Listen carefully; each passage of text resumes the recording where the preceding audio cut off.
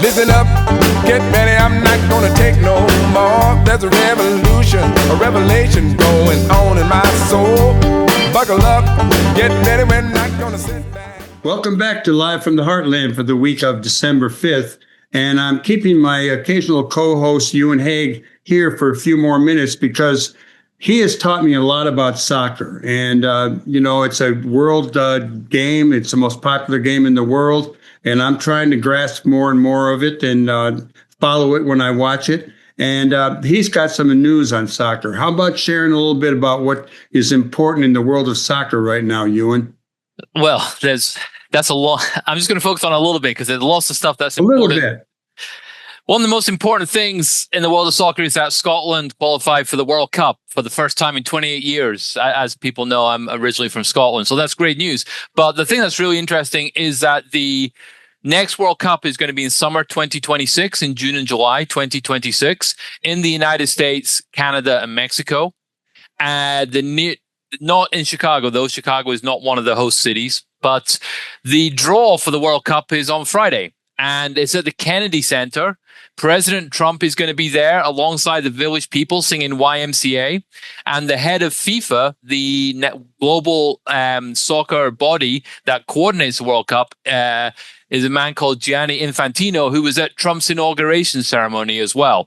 So we have this kind of, and Donald Trump has really become a big advocate, or I don't know, stage presence is maybe a better phrase for global soccer. He was literally celebrating with the players from the London team Chelsea in summer of 2025 when they won the Club World Cup here in the United States, and Trump will be back on the scene for this World Cup draw. And it's really interesting. For example, one of the teams that has qualified for the World Cup through the Asian Federation is Iran, but their officials are boycotting this ceremony on Friday because they couldn't get visas to come and represent their country at the draw for the playoffs, who will be playing who.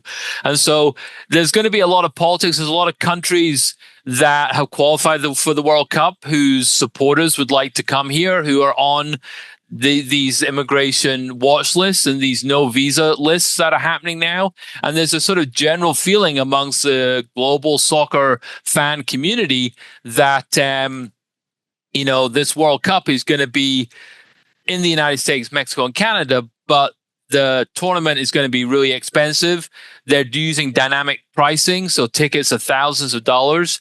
And the other kind of thing to look out for from Friday is that FIFA is awarding its inaugural first ever Peace Prize because football unites the world. And so there's a lot of discussion whether Infantino we'll know probably by the time people hear this, who is the inaugural winner of this Peace Prize.